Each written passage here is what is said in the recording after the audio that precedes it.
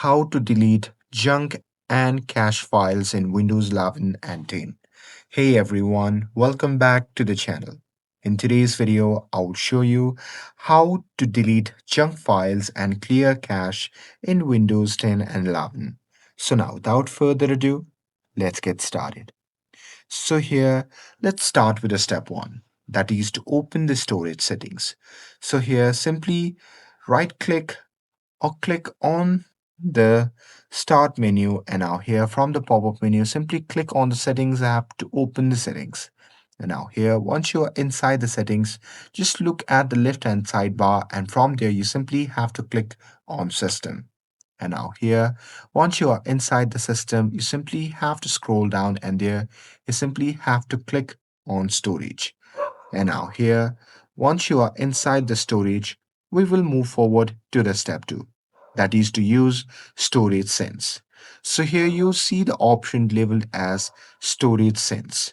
So here simply toggle this option on if you want to clean files immediately.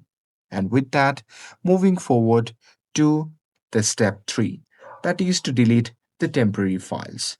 So there you can simply go back to the storage section right here, and there you can simply click on the temporary files.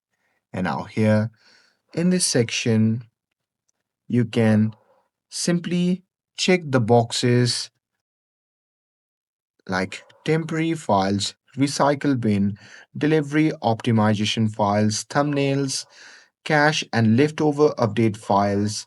And here, after selecting them, you can simply click on remove files.